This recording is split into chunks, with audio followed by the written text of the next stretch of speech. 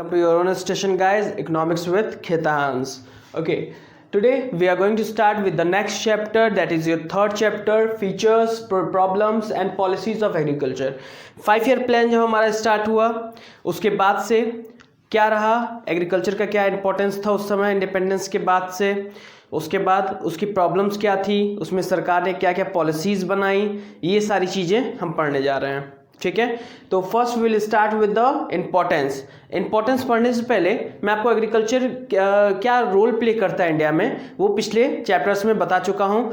Position कितनी खराब हो चुकी थी एग्रीकल्चर की वो भी बता चुका हूँ. So agriculture is of critical importance of Indian economy, it is backbone of our country. Maximum जो हमारे लोग हैं काम करने वाले वो एग्रीकल्चर से ही जुड़े हुए थे, मैंने आपको बता दिया था. और किस तरह से स्थिति खराब करके ब्रिटिशर्स गए थे एग्रीकल्चर की वो भी बता दिया था. क्या इंपॉर्टेंस है एग्रीकल्चर की उसको अब हम यहाँ देखेंगे. इंडियन इकोनॉमी में इंडिया के लोगों के लिए क्या इंपॉर्टेंस है, इंडिया एज अ कंट्री के लिए एग्रीकल्चर क्या रोल प्ले करता है वो देखेंगे. So your first importance, contribution to GDP and national income.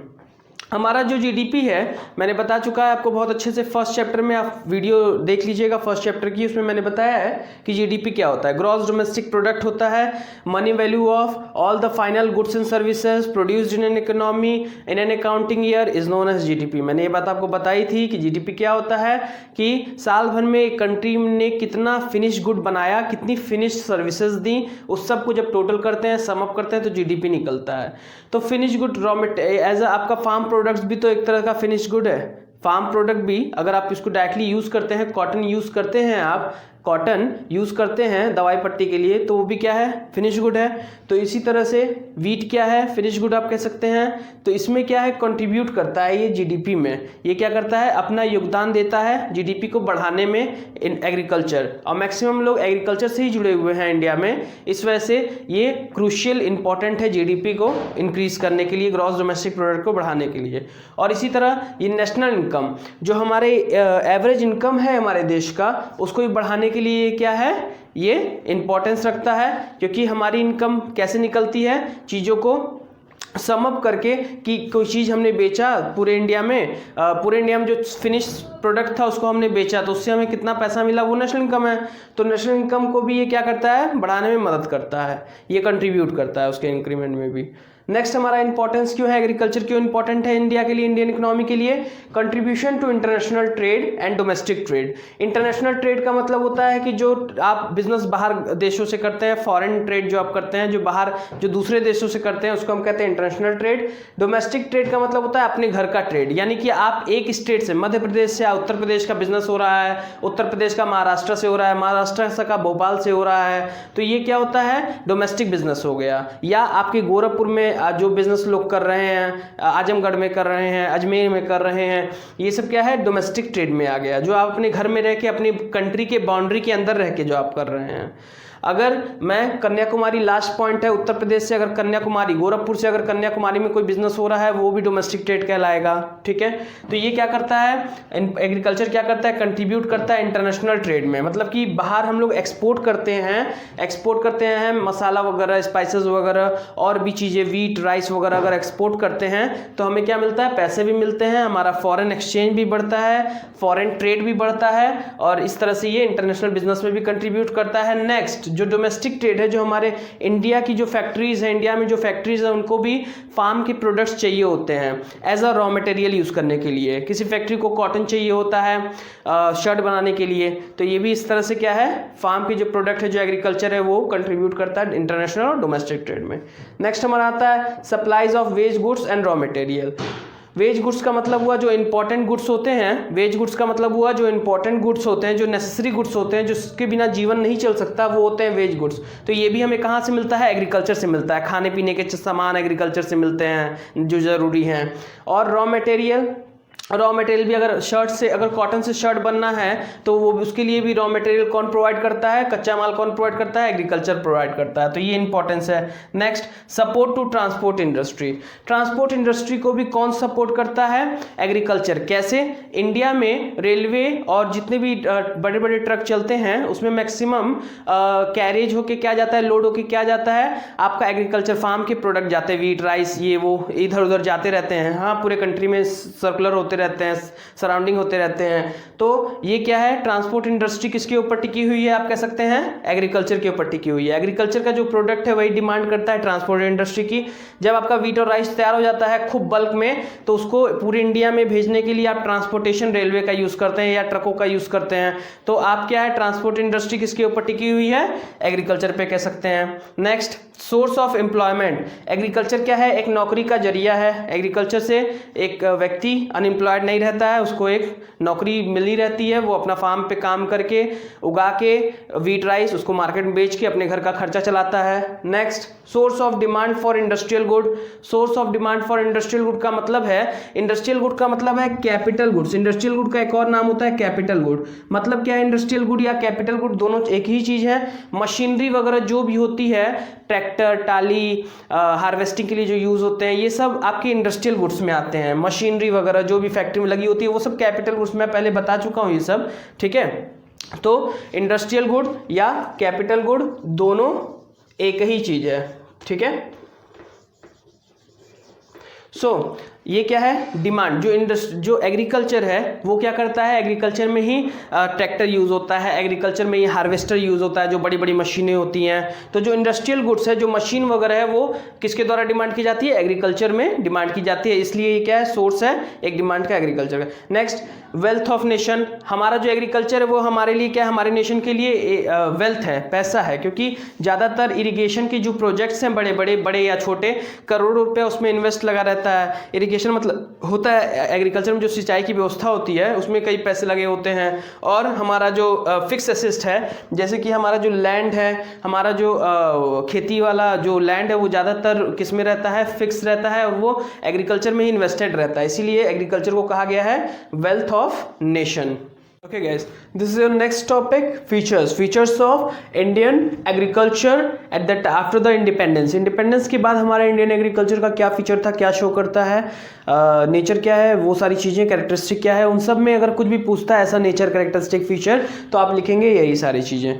क्या है देखिएगा ध्यान से। लो प्रोडक्टिविटी, पहला जो हमारा है फीचर इंडियन एग्रीकल्चर का on the time of after the independence, okay, जब हमें इंडिपेंडेंस मिल गया उसके बाद जो फीचर है वो है लो प्रोडक्टिविटी। लो प्रोडक्टिविटी का मतलब है कि जो आउटपुट होता है वो कम है। अगर हम कंपेयर करते उस समय एडवांस कंट्रीज के मुकाबले, तो अगर भारत में इतनी बड़ी ज़मीन है तो इस पे जो फसल उग रही है वो क्या है, वो कम है। जापान, चाइना, सभी देशों में अगर इतनी बड़ी ज़मीन है वहाँ भी अगर आप उगाते हैं तो प्रोडक्टिविटी क्या है, जो आउटपुट है, जो निकल के आ रहा है, जो उगा रहे हैं आप व्हीट या राइस, वो क्या है, कम है compare to other nation, advance nation. और अगर प्रोडक्टिविटी लो है तो हम जानते हैं कि पिछले हमने पढ़ा है इंपॉर्टेंस में कि एग्रीकल्चर इंडस्ट्रियल गुड्स के लिए क्या करता है, डिमांड जनरेट करता है। मतलब कि मशीन्स वगैरह के लिए, ट्रैक्टर के लिए, हार्वेस्टर के लिए एग्रीकल्चर क्या है, एक इंपॉर्टेंट डिमांड क्रिएट करता है, क्योंकि ये सब चीज़ें खेतों में ज़रूरत पड़ती है।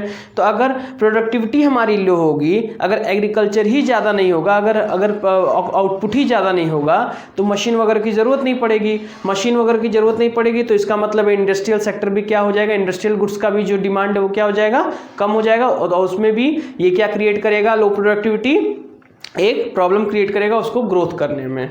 ठीक है, लो प्रोडक्टिविटी का मतलब जो आउटपुट है, जो आपने मान लीजिए इतनी बड़ी ज़मीन पे उगाया है व्हीट, तो यहाँ पे जितना उगना चाहिए उतना नहीं उग के उससे कम उगा, ये आपका होता है लो प्रोडक्टिविटी। नेक्स्ट आपका आता है डिसगाइज्ड अनएम्प्लॉयमेंट। डिसगाइज्ड अनएम्प्लॉयमेंट का मतलब इसके पास नौकरी ना हो। ये डिसगाइज्ड अनएम्प्लॉयमेंट एक तरह की हिडन अनएम्प्लॉयमेंट होती है जो दिखती नहीं है। एक तरह की ऐसी नौकरी ना होना होता है जो दिखता नहीं है। मान लीजिए इतनी बड़ी ज़मीन है एग्रीकल्चर की, इस पे काम करने के लिए मुझे ज़रूरत है 2 लोगों की, लेकिन यहाँ पे काम कर रहे हैं 10 लोग जिनकी ज़रूरत ही नहीं है मुझे।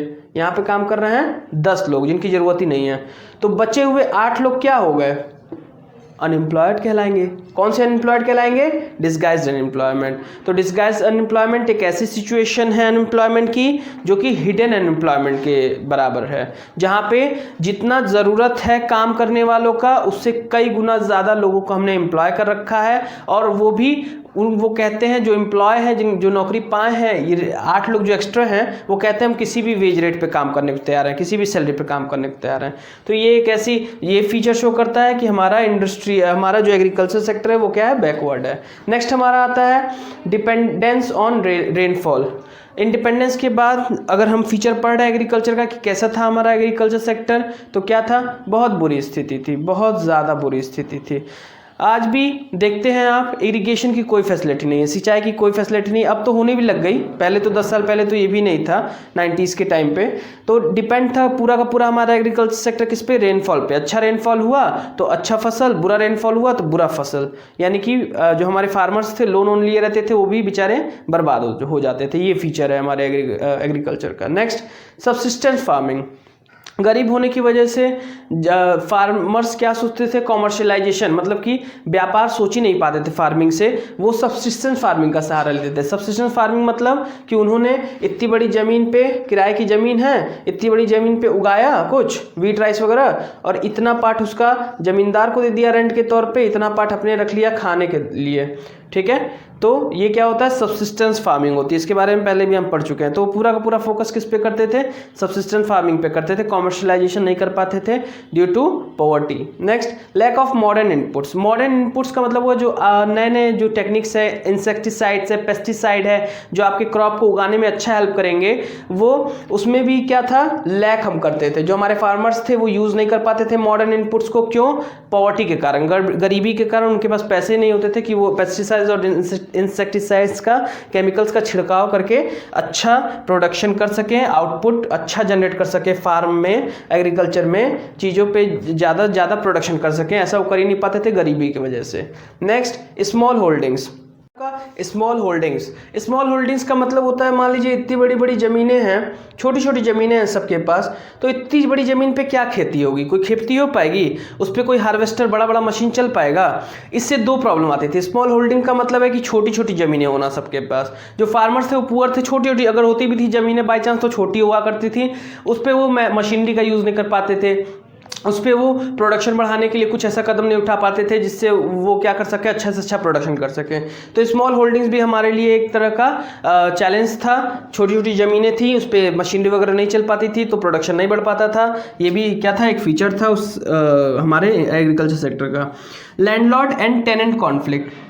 जो बड़ी बड़ी ज़मीनें होती थी जहाँ पे जो फार्मर्स हैं वो खेती करते थे, वो जनरली ज़मींदारों की होती थी, लैंडलॉर्ड्स की होती थी। और लैंडलॉर्ड्स, टेनेंट का मतलब होता है जो उसके ऊपर खेती करते हैं।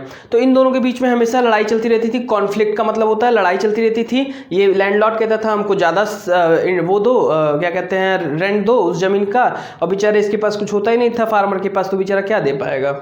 ये फीचर था। नेक्स्ट हमारा है प्रिमिटिव टेक्नोलॉजी। प्रिमिटिव या बैकवर्डनेस। प्रिमिटिव की जगह आप एक और वर्ड यूज़ कर सकते हैं। पहले का प्रिमिटिव मतलब होता है पहले का, और बैकवर्ड भी यूज़ कर सकते हैं, बैकवर्ड टेक्नोलॉजी। पहले की टेक्नोलॉजी मतलब बैकवर्ड टेक्नोलॉजी हम यूज़ करते थे आपके एग्रीकल्चर में। हम बुललॉक्स का यूज़ करते थे, हम हार्वेस्टर, ट्रैक्टर, इन सब का यूज़, मशीनों का यूज़ नहीं करते थे खेती करने के लिए। बहुत पुरानी टेक्निक यूज़ करते थे, जिससे प्रोडक्शन भी कम होता था, टाइम भी बहुत लगता था, और बहुत प्रॉब्लम होता था। ये हमारे 8 फीचर्स हैं जो शो करते हैं कि हमारा एग्रीकल्चर सेक्टर कैसा था इंडिपेंडेंस के बाद। Guys, this is your problem. Now हम लोग देखेंगे कि एग्रीकल्चर की क्या वो प्रॉब्लम्स थी जिसने हमारे एग्रीकल्चर सेक्टर को डेवलप करने में एक हिंड्रेंस, एक रुकावट क्रिएट किया। क्या है पहली problem, lack of permanent means of irrigation. हमने ये फीचर्स देखे कि जहाँ पे हमने देखा हमारे एग्रीकल्चर सेक्टर कैसा था, क्या था। अब इसी यहीं से उठा के हम देखेंगे कि कैसे यही चीज़ें, जो हमारा फीचर था यही शो करता है कि कितनी प्रॉब्लम थी एग्रीकल्चर सेक्टर में। पहला है lack of permanent means of irrigation. Permanent means of irrigation नहीं था। टोटली हमने फीचर में देखा है कि वो लोग डिपेंडेंट थे किस पे, रेनफॉल के ऊपर।